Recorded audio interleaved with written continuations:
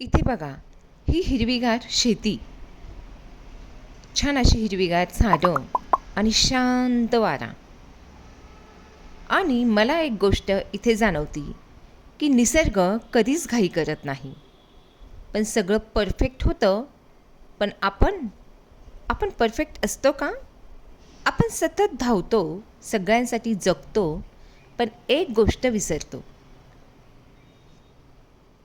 नमस्कार माझ्या सख्यांनो. आज तुम्ही पाहत आहात वुमन्स वर्ल्ड रेसिपीज आणि स्टोरीजमधून. आजचा व्हिडिओ हा खूप स्पेशल आहे.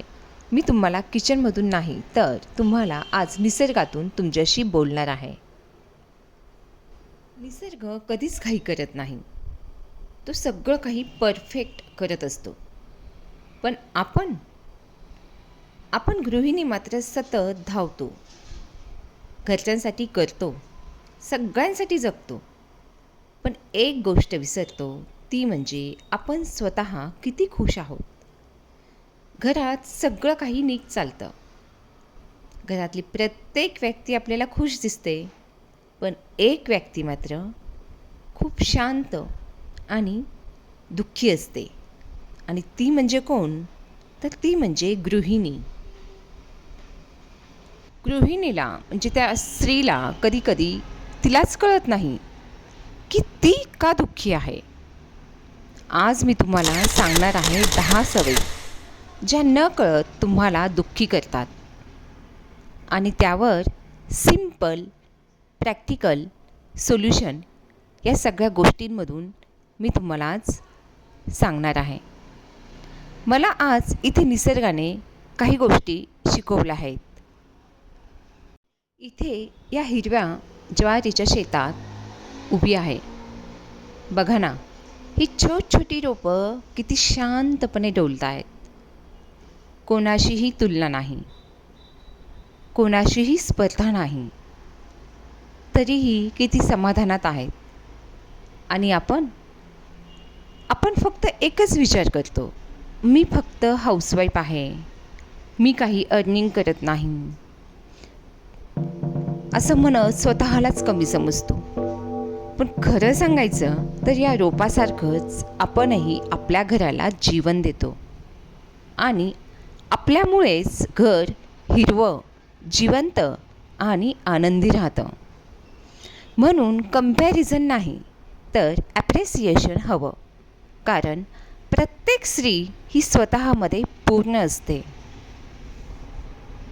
पॉइंट 1, मी फक्त गृहिणी आहे. आपण स्वतःलाच कमी समजतो. पण ही झाडं बघा, किती शांतपणे डोलत आहेत आणि शांतपणे उभीसुद्धा आहेत. जसा वारा येईल तसं फिरणार. मग कोणी त्यांचं कौतुक केलं काय किंवा नाही केलं काय, तरीही ते आपली किंमत कमी करत नाही. मग सोल्युशन हेच की दररोज स्वतःला बोला की मी माझ्या घराची ताकद आहे. मी माझ्या घराची ताकद आहे. तुम्ही तुमच्या घराची CEO आहात. आजपासून एक काम करा. दररोज आरशात बघून बोला, मी फक्त गृहिणी नाही तर मी माझ्या घरची ताकद आहे. आणि हो, पॉईंट नंबर 2, सगळ्यांना हो हो म्हणणे, सगळ्यांना खुश ठेवणे आणि स्वतःला विसरणे हे मात्र आता सोडून द्या. ह्याचा रिझल्ट काय तो माहिती आहे? फ्रस्ट्रेशन, राग येणं. मग त्यासाठी आजपासून एक रूल फॉलो करा. आठवड्यातून एकदा नो डे ठेवा. त्या दिवशी अननेसेसरी कामाला नाही म्हणायला शिका. इथे बघा, रामफळ, किती छान अशी झाडाला रामफळ आलेली आहेत. बाहेरून अगदी साधं असं दिसतं, पण आतून जेव्हा आपण त्याला खातो ना, तेव्हा आता रामफळाची गोडी आपल्याला कळते. आणि अगदी आपल्यासारखं आपणसुद्धा गृहिणी बाहेरून सिंपल दिसतो, पण आपल्या मनात किती प्रेम, किती भावना असतात हे आपल्यालाच माहिती असतं. पण आपण चूक काय करतो? आपण स्वतःची व्हॅल्यू कमी करतो. नंबर 3, मी हे सगळं चिक्कू स्वीटकॉर्न एक एक करून गोळा केलं आहे. लाईफमध्ये सुद्धा सक्सेस पण आपल्याला असंच मिळतं. आपण एकदम सगळं हवं असं आपल्याला वाटत असतं, पण छोट्या गोष्टी एकत्र आल्यावर खूप मोठं यश आपल्याला मिळतं. सोल्युशन काय, तर रोज एक छोटं गोल कंप्लीट करा. नंबर 5, ही बघा वीज किती पॉवरफुल आहे ना. जेव्हा पावसाचं वातावरण असतं, आकाशात विजा चमकतात, तेव्हा आपल्याला किती भीती वाटते ना. पण हे कायम नसतं. तसंच आपले प्रॉब्लेमसुद्धा हे कायमचे नसतात. आपण काय करतो, परफेक्शनचं हट्ट, घर नेहमी परफेक्ट हवं. मग या गोष्टीमुळे आपला स्ट्रेस वाढतो. तर याला सोल्युशन काय, 80% काम झालं घरातलं तरी परफेक्ट आहे. नंबर 5, स्वतःचं कौतुक नाही. आपण स्वतःला कधी शाबासकी देतो का? नाही ना. यासाठी एक सोल्युशन म्हणजे रोज रात्री 3 गोष्टी लिहा. आज मी काय केलं, आज मी कोणासाठी काय केलं, घरासाठी काय चांगलं केलं, या 3 गोष्टी लिहा. पाऊस बघा सगळं फ्रेश करतो, पण आधी आकाश काळं होतं. लाईफमध्ये पण तसंच, दुःख आलं की आपण घाबरतो. वाईट वेळ आली म्हणजे आपल्या आयुष्याची नव्या सुरुवातीची तयारी आहे असं समजा.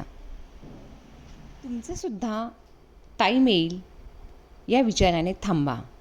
नंबर 7, स्वतःच्या भावना दाबून ठेवणे. पाऊस आला आणि तो पडून गेला, तो थांबला नाही, तो अगदी मोकळा होऊन पडून गेला आणि म्हणूनच वातावरण अगदी फ्रेश झालं आहे. अगदी तसंच पण आपण काय करतो, आपण आपल्या भावना दाबतो. आपलं राग, दुःख सगळं काही आतून दाबून ठेवतो. यासाठी सोल्युशन, मैत्रिणींशी बोला किंवा तुम्ही डायरीमध्ये लिहा आणि रोज डायरी लिहायची सवय ठेवा.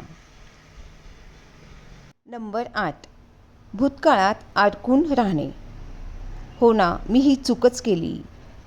अरे बाबा, चूक केली, पण त्यातून लक्षात ठेवा तुम्ही त्यातून काय शिकलात आणि पुढे चला. तुम्ही खूप स्ट्रॉंग आहात. पण स्ट्रॉंग असणं म्हणजे सगळं सहन करणं नाही. स्वतःवर प्रेम करा, कारण तुम्ही आनंदी असाल तरच तुमचं घर आनंदी राहील. नंबर 9, बदलाला विरोध करा. फॉर एक्झाम्पल, जर एखादी गाडी असेल आणि ती बंद असेल तर त्याला कुठेच जाता येणार नाही. आणि जर तीच गाडी आपण चालू केली तर ते डेस्टिनेशन वाईज आपला रूट चेंज करत असतो. आणि अगदी तसंच आपलं आयुष्य आहे हो. तर ह्यासाठी सोल्युशन काय, तुम्ही दर महिन्याला एखादी स्किल शिका. यूट्यूब शिका, कुकिंग शिका, डिजिटल मार्केटिंग शिका, काहीही शिका. नंबर 10, आत्मविश्वास नसणं. याला सोल्युशन, छोटे गोल ठेवा, छोटी ध्येय ठेवा आणि आजचं काम पूर्ण करा. बघा तुमचा कॉन्फिडन्स नक्कीच ग्रो होईल. तर मैत्रिणींनो, मी इथे तुम्हाला काही 10 पॉईंट हे सांगितलेले आहेत आणि त्याचे सोल्युशन पण सांगितलेलं आहे. दुसऱ्या स्त्रीचा हेवा वाटून देऊ नका, तिचं कौतुक करा. लक्षात ठेवा, तिचं यश म्हणजे तुमचं अपयश नाही. आता मला एक चॅलेंज द्यायचं आहे.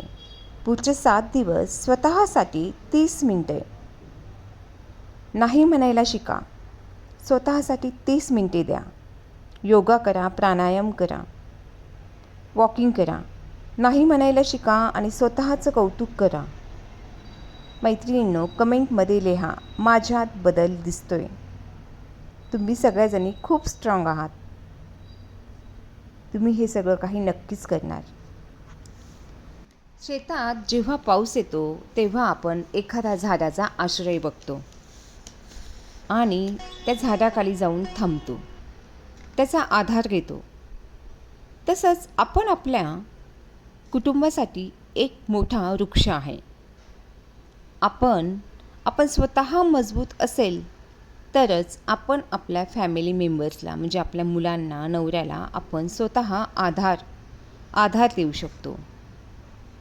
आपल्या आयुष्यात येणाऱ्या छोट्या गोष्टी खूप मोठा बदल करतात. म्हणूनच शेवटी एवढंच सांगेल की वादळ आलं ना तरीही थांबू नका, पाऊस आला तरी घाबरू नका आणि सूर्य आला की पुन्हा नव्याने आपले कामं सुरू करा. तुम्ही सगळ्याजणी खूप स्ट्रॉंग आहात. पण स्ट्रॉंग म्हणजे सगळं सहन करत राहणं नाही हं. स्वतःसाठी उभं राहणं आहे. तुम्ही फक्त गृहिणी नाही, तर तुम्ही एक सशक्त शक्ती आहात. जर हा व्हिडिओ तुम्हाला मनाला लागला असेल तर एक काम नक्की करा. लाईक करा, कमेंट करा आणि कमेंटमध्ये मी बदल सुरू केला आहे असंही लिहा. शेअर करा तुमच्या मैत्रिणींना आणि वुमन्स वर्ल्ड रेसिपीज आणि स्टोरीज या चॅनलला सबस्क्राईब करा. कारण इथे तुम्हाला फक्त रेसिपीज नाही तर तुम्हाला तुमचं आयुष्य बदलणारे विचार मिळतील. मी तुमच्यासोबत आहे आणि लक्षात ठेवा, तुम्ही फक्त गृहिणी नाही तर एक आई म्हणून घर सांभाळणं, मुलांचं भविष्य घडवणं, नवऱ्याच्या प्रत्येक टप्प्यावर त्याच्या मागे खंबीर उभं राहणं बायको म्हणून, हे फक्त आणि फक्त असं कसं असू शकतं ना? एक गृहिणी म्हणजे काय असते माहीत आहे का? ती घराची शांती असते, ती घराची ऊर्जा असते, ती घराचा आधार असते. तुम्ही नसाल तर घर चालेल का? तुम्ही आज एक दिवस काहीच केलं नाही तर सगळं काही विस्कटून जाईल. पण तरीसुद्धा तुम्हाला कोणी क्रेडिट देत नाही आणि मग हळूहळू आपणच स्वतःला कमी समजायला लागतो. पण आज मी तुम्हाला खरंच सांगते, गृहिणी फक्त गृहिणी नाही तर तुम्ही त्या घराची बॅकबोन आहात. नवऱ्याला कामावर जायची ताकद आहात, मुलांच्या स्वप्नांना पाहायची हिंमत आहात. मग हे सगळं कुठून येतं? तुमच्याकडून, माझ्याकडून. आणि म्हणून आजपासून कधीही स्वतःला कमी समजू नका. हो, अर्निंग नसली तरी चालेल, तुमची व्हॅल्यू कमी होत नाही, कारण तुम्ही घर उभं ठेवत आहात. पण एक गोष्ट नक्की करा, स्वतःसाठी सुद्धा या संसारामध्ये थोडी जागा द्या आणि आयुष्य जगा. स्वतःवर प्रेम करा, कारण तुम्ही स्वतः स्ट्रॉंग असाल तरच तुमचं घर, तुमची मुलं, तुमचा नवरा हे स्ट्रॉंग राहणार आहे. आणि सगळ्यात शेवटी सगळ्याच गृहिणींना एकच सांगते, तुम्ही कोणाचं ओझं नाही, तुम्ही कोणावरही अवलंबून नाही. तुम्ही तुमच्या घराचा आधार आहात. आणि लक्षात ठेवा, घर चालतं कारण तुम्ही आहात म्हणून. जर तुम्हालाही असं वाटत असेल की गृहिणीची व्हॅल्यू समजायला हवी तर हा व्हिडिओ शेअर करा, कमेंट करा. मला माझी व्हॅल्यू माहिती आहे. धन्यवाद.